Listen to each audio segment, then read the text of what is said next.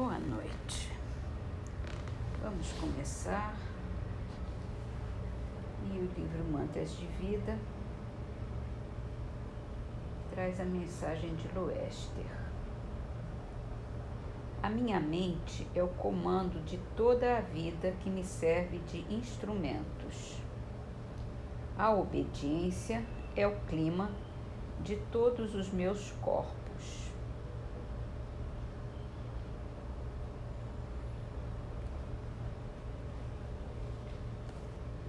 Vamos então ao Livro dos Espíritos, sobre casamento e celibato. É a pergunta 698. O celibato voluntário representa um estado de perfeição meritório aos olhos de Deus? Não. E os que assim vivem por egoísmo desagradam a Deus e enganam o mundo. No livro A Gênese, nós estamos fazendo um estudo sobre a Terra. O esboço geológico da Terra é o nome do capítulo.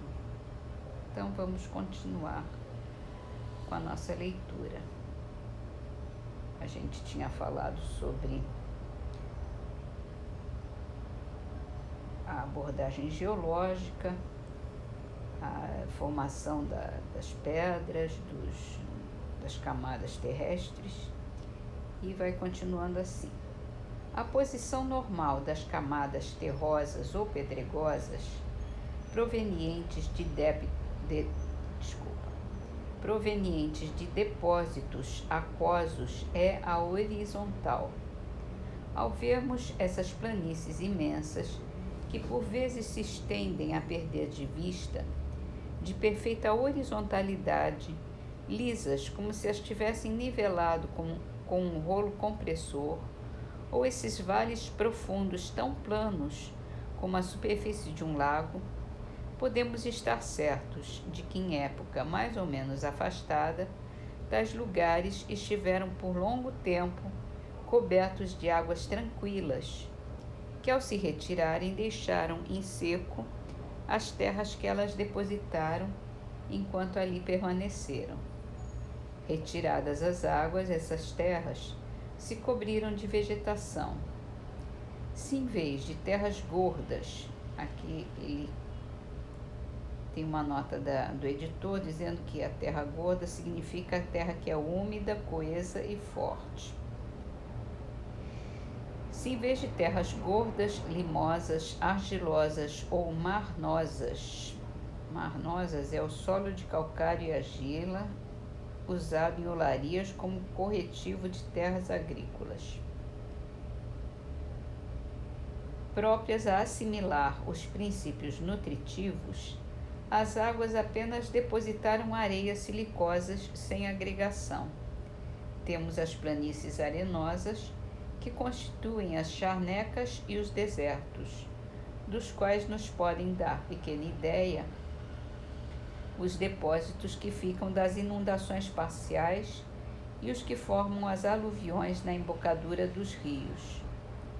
Conquanto a horizontal seja a posição mais generalizada e a que normalmente assumem as formações aquosas, não é raro se verem nos países montanhosos e em extensões bem grandes rochas duras, cuja natureza indica que foram formadas em posição inclinada e até por vezes vertical.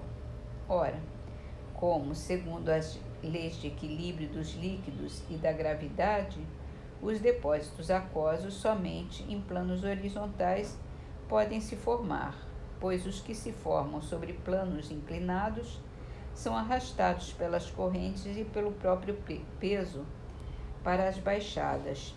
Evidente se torna que tais depósitos foram levantados por uma força qualquer depois de se terem solidificado ou transformado em pedras.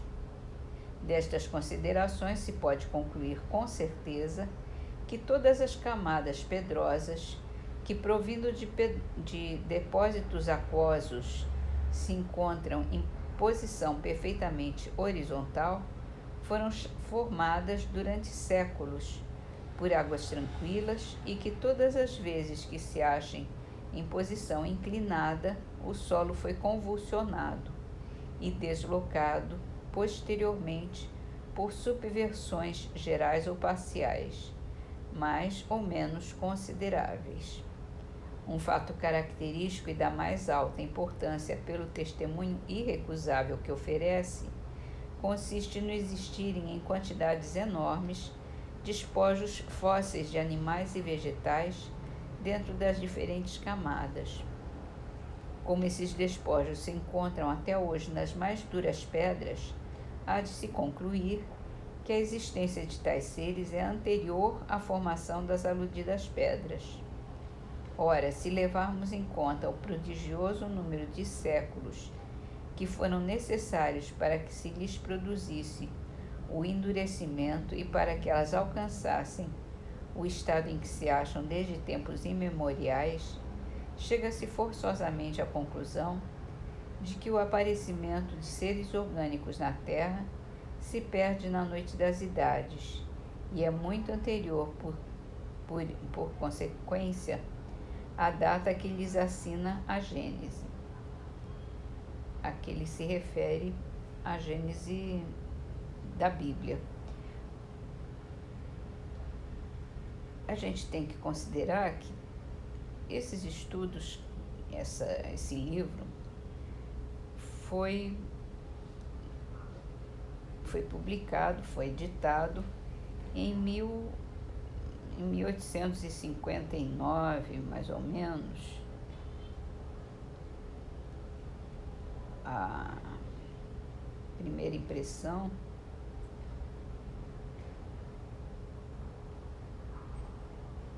é de 1868, o que quer dizer que a geologia,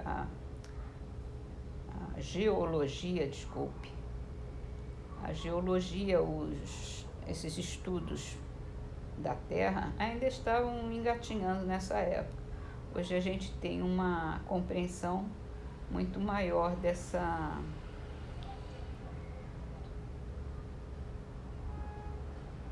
ciência.